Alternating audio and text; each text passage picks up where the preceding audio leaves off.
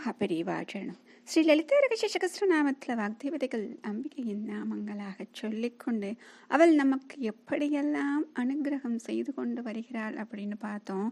இந்த அனுகிரகத்தை மட்டுமே சொல்லக்கூடிய நாமாக்கள்னு ஒரு 8 நாமாக்கள் இருப்பதாக சொல்லுவாங்க. அப்படி அந்த 8 நாமாக்கள் என்ன அப்படின்னு பார்க்க போகிறோம்.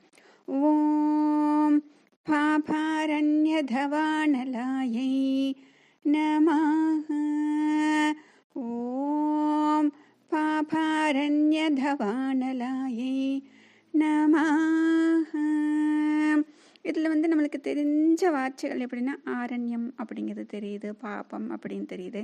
இப்போ தவானலா அப்படின்னு சொல்கிறது முதல்ல நம்ம பார்த்தோம் இல்லையா, அந்த காட்டு தீ அப்படின்னு சொல்லிட்டு அதுதான் இங்கே திரும்ப வருது. இப்போ முதல்ல பார்க்கும் பொழுது அமிர்த மழையாக பொழிந்தாள் அப்படின்னு பார்த்தோம். அந்த அமர்ந்த மழையாக பொழிந்தவளை இப்பொழுது நெருப்பாக வருகிறாள். எதற்காக இந்த நெருப்பாக வருகிறாள் சொல்வாங்க. அம்பிகையை சொல்லும் பொழுது சந்திரன் சூரியன் இரண்டையும் தன்னுடைய கண்களாக கொண்டவள். எப்படி குளிர்ச்சி கொடுக்கும் பொழுது சந்திரனை போல இருப்பாள். தன்னுடைய பக்தர்களுக்கு ஏதாவது துன்பம் என்றாலதோ அந்த சூரியனை போல அப்படியே என்ன பண்ணுவாள், அந்த துன்பத்தை பொசுக்கி விடுவாள் அப்படின்னு சொல்லுவாங்க. அப்படித்தான் இங்கு தன்னுடைய பக்தனுக்கு ஒரு துன்பம், இந்த ஜீவனாக இருக்கப்பட்டதற்கு பாபம் என்று சொல்லக்கூடிய காடு, அந்த காட்டுக்குள் சிக்கி கொண்டு விட்டதில்லையா, அந்த ஆரண்யத்தில் சிக்கியதை காப்பாற்ற வேண்டும் என்றால் அந்த ஆரண்யத்தை அழிக்க வேண்டும். சாதாரண தீயாக இருந்தால் அழிக்க முடியாது. அந்த காட்டையே அழிக்கக்கூடிய காட்டு தீயாக தவானலாவாக வர வேண்டும். ஏனென்றால் முதல்ல பவம் என்னும் சம்சார காட்டு தீன்னு சொன்னாங்க.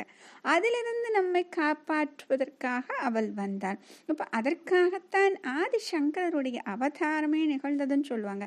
அதற்காக சொல்லப்பட்ட ஸ்லோகத்தில் சொல்லும் பொழுது அஜ்ஞானம் தக்ரஹணபதிதாம் ஆத்ம வித்யோபதேசைகி திராத்தும் லோகான் பவ தவ ஷிகா தாப பாபஸ்யமானான்னு அப்படின்னு சொல்கிறாங்க. இங்கே அர்த்தம் கொடுக்குறாங்க, பவ தவ அப்படின்னு சொல்லிட்டு.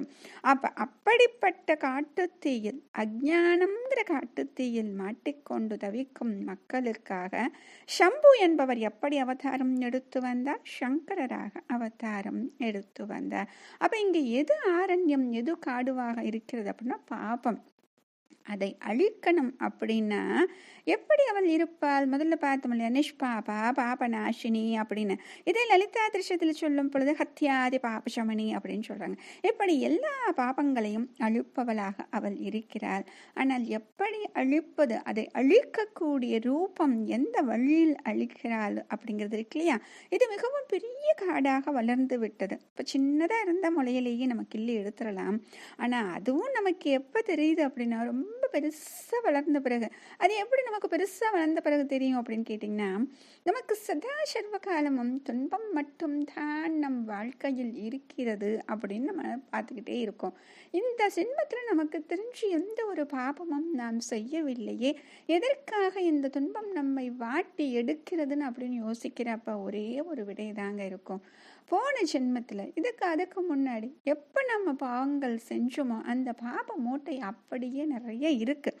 அந்த பாபத்தின் விளைவாகத்தான் இப்பொழுது நாம் இந்த துன்பங்களை அனுபவிக்கிறோம். அப்போ இதை அழிக்கணும். இதை அழிப்பது அப்படிங்கிறது நம்முடைய கையில் இல்லையே.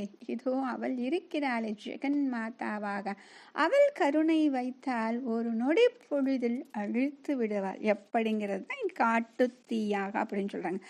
அப்படி காட்டு தீயாக அம்பாள் இருந்து அழிக்கிறாள். அப்ப யார் இங்கே அமிர்த மழையாக அப்படியே பொழிந்தார்கள்? அம்பிகை தானே பொழிந்தாள். இப்ப அவளே என்ன செய்கிறாள்? காட்டு தீயாக மாறுகிறாள்.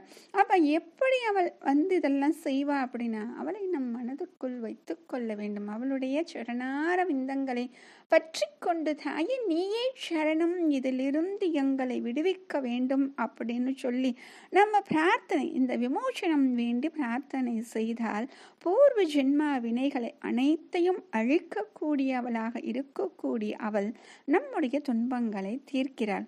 எப்படி? தன்னுடைய ஞான அக்னியால் மொத்த பாபக்காட்டையும் சாம்பலாக்கி விடுவார். அவளுடைய கருணையெல்லாம் நமக்கு அனுகிரகம் செய்வார். மகா பெரியவா சரணம்.